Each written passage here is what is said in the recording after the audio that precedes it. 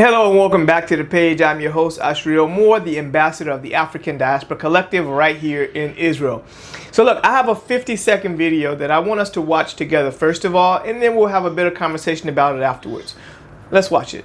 والحمد لله أصولنا كلنا عربية، ويستطيع كل فلسطيني في غزة وفي كل فلسطين أن يأتي بجذوره العربية سواء كانت من السعودية أو من اليمن أو من أي نفط، ولذلك قد تربطنا قرابات، ولذلك أين المودة؟ أين الرحمة؟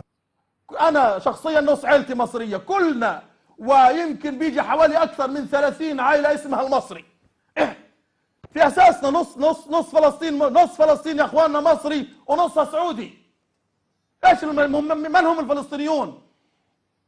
في عندنا في اسماء كثيره اسمها المصري وجذورهم مصريه، جذورهم مصريه، قد يكونوا من الاسكندريه، من القاهره، من دمياط، من الوجه البحري، من اسوان، من الصعيد.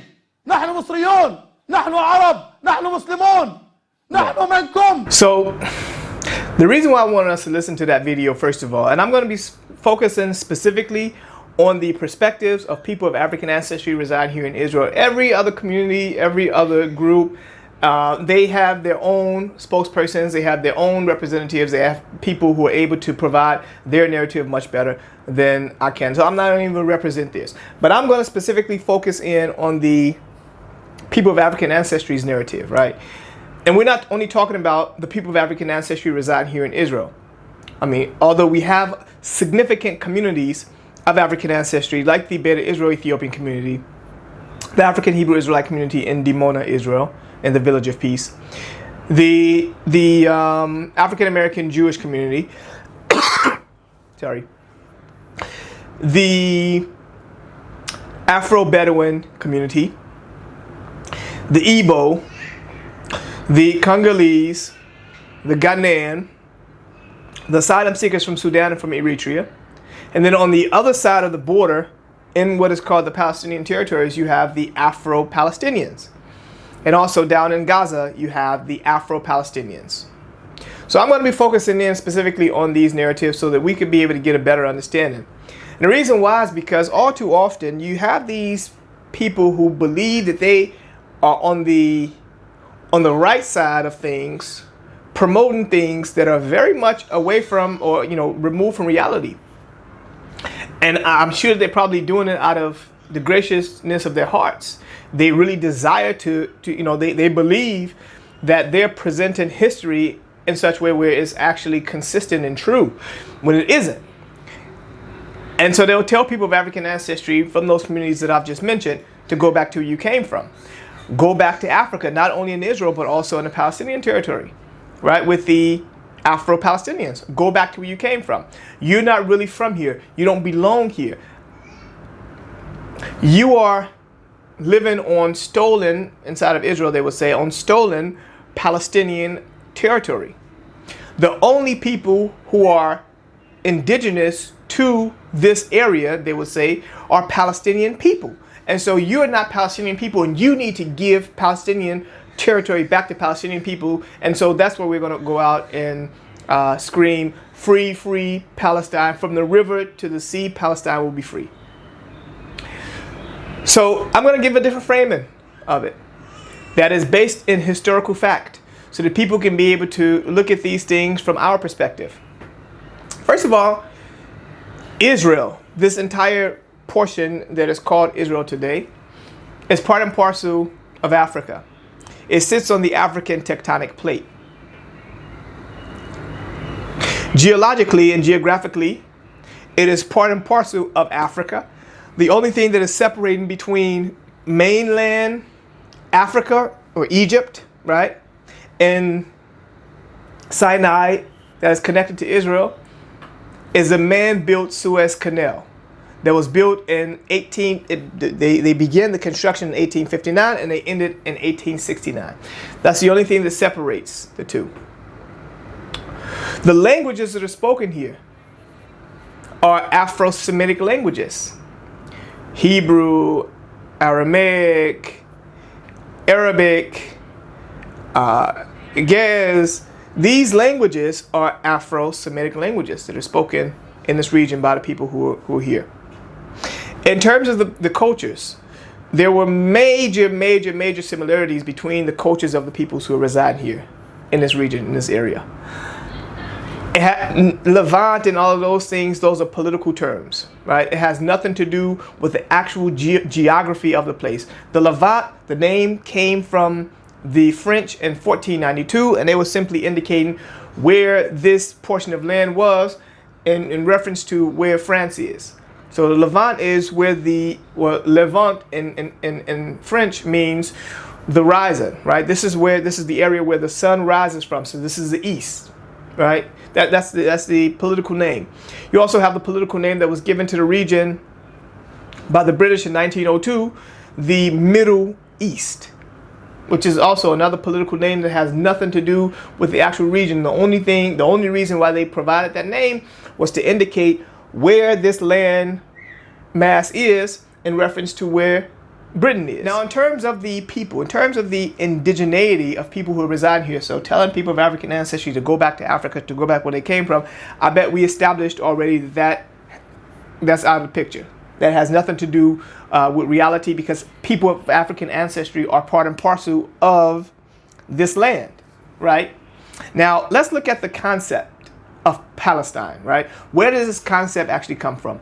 The concept of Palestine actually comes from the revolt, the Bar Kokhba revolt of 135 AD, that Emperor Hadrian put down the revolt by the Israelites who were residing here during that period of time, and then renamed the name Palestine. The reason why he renamed the name Palestine was as a mockery to those Israelites who reside here, knowing that the Philistines from the past, right, the ancient Philistines, who we know, Delilah and Goliath, they were the sworn enemies of the Israelites, right? So just rename the area as a mockery. So, okay, for example, you have a sworn enemy, person that you absolutely despise, and they despise you. You all been fighting for a long period of time. A third party comes in, knock you out, and then give the name of the place to whoever your sworn enemy was. That's something that they were looking, obviously, to humiliate those people who had been crushed in the revolt. So that's why they gave that name. But some people would try and connect the name to the ancient Philistines, right? And say, no, well, the name had been Palestine all the way going back to the period where Herodotus actually wrote about ancient Palestine and things like that. No. These are two separate things. The Philistines were a Grecian sea people that invaded from the sea area, and they actually set up shop right there on the western shore, on the western coast of Israel, right? On the southwest coast of Israel. So you will see that it says Philistine or something like that on that area when you look at ancient maps from the past. But these people, these were Grecian peoples that were invaders to the land. They were not native to the land. And even the name Palestine or Philistine, in Hebrew, it's Plishtim. Plishtim means invaders. That's where that name actually came from, right? We're talking about the ancient Philistines. But Palestine is not the same as the Philistine. These are two separate peoples, because when you're looking at Palestinians today, you're saying that these are a continuation of peoples from ancient times who were Canaanites. That's a whole mixture of things, absolutely disconnected one from the other. The current name or concept of Palestine is one that was actually given once again to the region during the period of the British Mandate of Palestine, because from 135 all the way up until the British Mandate, there were different names of the region that was always changed by the conquering powers who had come in and who had conquered the area and gave a different name to the area. So you had the Kingdom of Jerusalem that was under the Crusaders, and you had the Vilayet, and you had other names by these conquering powers. So the next time we actually hear Palestine is actually from the moment that the British had received the mandate over this region. And so they named it the British Mandate of Palestine. Now, geographically, what were the lands that actually made up this British Mandate of Palestine? Well, it was the current modern state of Israel. It was Jordan. It was Judea and Samaria, or the West Bank. And it was Gaza. All of these portions made up what was called the British Mandate of Palestine. Now, I'm not going to give you all the history because we could go through it, for hours. I'm just highlighting a few things. Now, one of the agreements that the British had made with the Hashemite kingdom over in Saudi Arabia was that if they assist them with winning, or at the least toppling, the Ottoman Empire that were the governing powers in this region during that period of time, they would then reimburse them. Right? They'll give them something. They would reimburse them for that. They would give them a gift. What would be the gift? We'll set up land. So one of the sons would have Iraq. Another son would have the area called Transjordan, or Jordan, as they would call it. Now, in 1920, they followed through on that promise, because the war was won, World War One. The Ottomans were toppled. Then you had what was called the McMahon. Well, that agreement was actually called the McMahon-Hussein Agreement, right? The McMahon-Hussein Agreement between the British and the Hashemite kingdom down in Jordan. Jordan, or Transjordan as it was then, actually makes up 78% of what was the British Mandate of Palestine. So that means that everything on this side of the Jordan River, this is why they call it that small portion, right? They call it that's why they call it the West Bank, because that name was given by King Abdullah I, right? Once they received the Transjordan or Jordan, they established their Hashemite kingdom there. The portion on this side, they had still held on to that portion. The portion on this side they had called the West Bank. All right, this is the East Bank. This is everything on the East Bank. This is everything on the West Bank or on the western side of the Bank of Jordan. But the name of the place was actually Judea and Samaria. He just changed the name of the place, but the name of it is actually Judea and Samaria. Now, when the state of Israel was actually established in 1948, the state was established. It was going to be established on 55% of the 22% of what was previously the British Mandate of Palestine. But nobody's even looking at that in that sense. It was going to be established on 55% of the 22% of the portion of the land that was left over after 78% was given to the Hashemites. But let's go back a little further, right? Even before that period of time, right? Because most people believe that the peoples who resided here were all indigenous peoples to this land, and they had been here for hundreds of years, thousands of years, or whatever. But it wasn't actually true. It wasn't true. Why wasn't it true? When you look at the census reports from the Ottoman Empire's period, the British Mandates period, even all the way up until the establishment almost of the State of Israel, right before 1947, the British actually pulled out from the Mandate. From the period of time that the Ottomans were ruling, and I'm just looking at these census reports. Most likely there are others from before, but we only have documented proof of census reports from the Ottoman period and from the British period. You clearly see that the population was rising disproportionately over very short periods of time compared to all of the other countries in the region, all the other Arab countries in the region. The population was growing in this region, in Israel, right, what will become the modern state of Israel, in a disproportionately quicker way than all the other places, which gives us then the information on the census reports that there was mass migration mainly from all the Arab countries around. So you had mass migration from Egypt, mass migration from Saudi Arabia, mass migration from Yemen, migration from Lebanon, migration from Syria, migration from Iraq, migration from Jordan.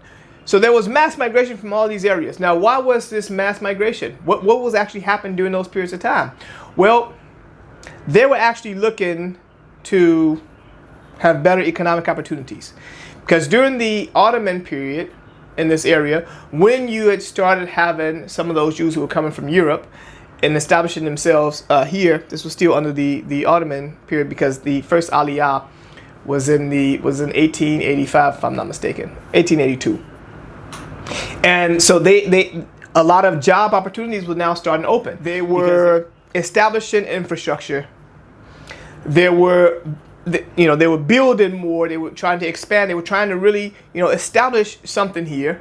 And so a lot of the Arab peoples that started to flock from all these other areas. And then you had under the British, they were looking to beautify, to modernize a part of what is under their control. This is under the British mandate. So they wanted to beautify it. They wanted to make it more modern, make it more advanced. So they started with establishing intersections, right? And they were building institutions, and they were building buildings, and they were establishing more. So they were inviting people to come and to actually work in these jobs, because the Arab peoples were taking a much smaller salary than the Jews who were here. And so it worked out for their benefit to actually bring in the Arab peoples to be the ones to work in these areas as opposed to them. But also the Jewish people who were here, they were establishing small moshavot in Hebrew, these small cities in different places, right? And so they needed work, they needed assistance. And so the Arab peoples were actually coming, and they were moving. Actually, a lot of them internally were actually moving into the areas where the Jewish people were actually developing these moshavot, wherever they actually were, because they were better economic opportunities. So this was the reason why you would see an influx of people. Now, people were coming in legally, and people were coming in illegally, and the census reports actually show a significant increase in the population on the Arab side during these periods of time, and that's not even counting the people who would come in illegally. So not everybody who were here and are here are actually indigenous to the land. So we talk about migration from Europe, of Jews coming from Europe. We talk about migration from some of the Arabian countries, and from North Africa, of Jews coming to Israel as well. We talk about some of those who had come in from Sudan and from other African countries after they had made Hajj to Mecca. They just came and established themselves in Jerusalem. Some even were brought up as domestic workers. Some were brought up as slaves under the Ottoman period, under the Ottoman rule. So people were coming, from everywhere.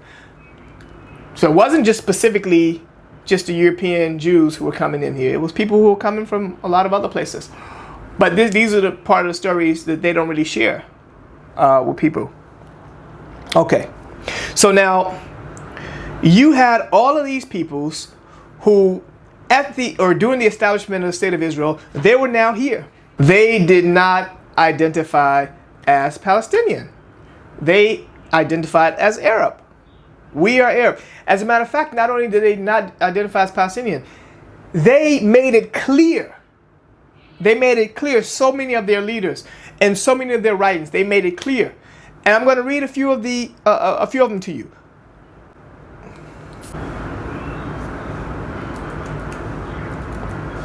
They made it clear. They wanted it to be clear that there is a distinction between Palestinian and Arab. And you'd actually be surprised on what they were saying about it. They were saying that Palestine, or Palestinian, is actually an invention of the Zionists. They were saying that we don't want to be seen as a separate entity from Syria.